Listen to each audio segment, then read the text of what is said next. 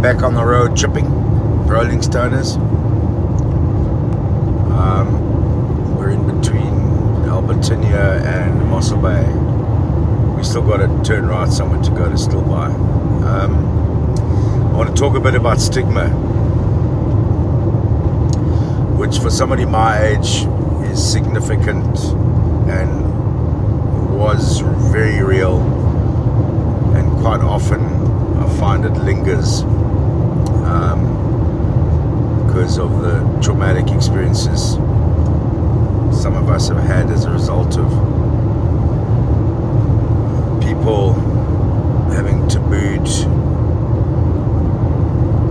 the cannabis plant for so many years. The Rolling Stoner,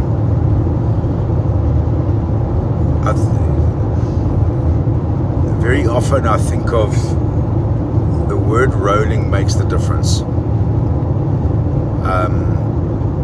I like words, enjoying the cannabis lifestyle. I don't smoke weed, I don't drink, but I enjoy the cannabis lifestyle. Taz doesn't drink, doesn't smoke weed, she enjoys the cannabis lifestyle, and we work in it every day. So I never see a stoner. I see a person. I see somebody who has taste, emotions, dreams, goals.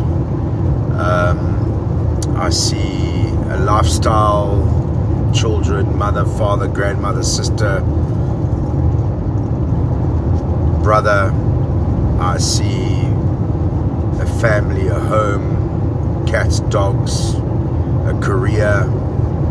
I see all of those things. And if you look at the typical slant of what a stoner stigma is, it's this couch lazy vibe.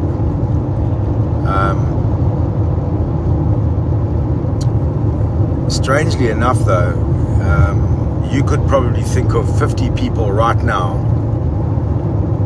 that are lazy people, and they're not stoners. So why would a stoner be deemed lazy?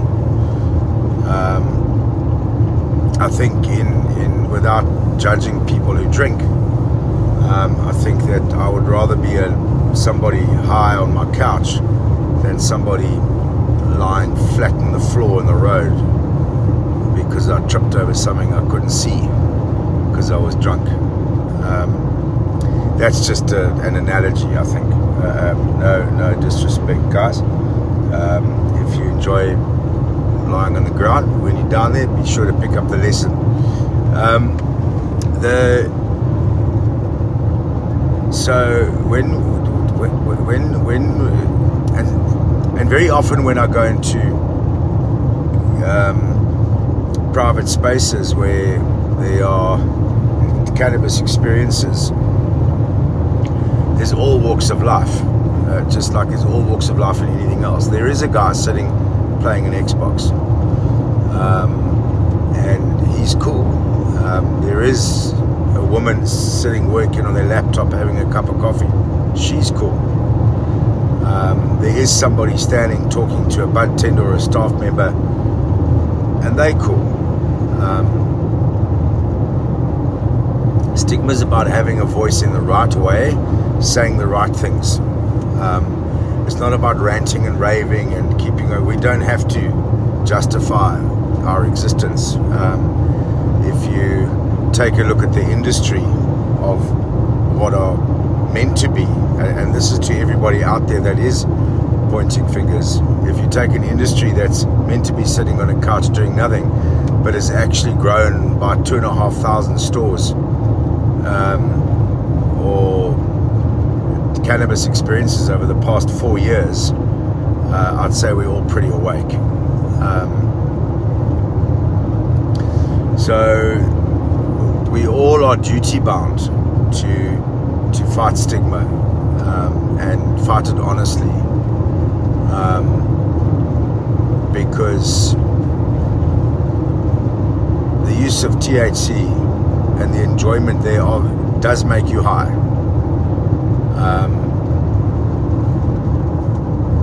And a large part of our voice should be about harm reduction and making sure that the wrong people don't get their hands on something that's not going to serve them well.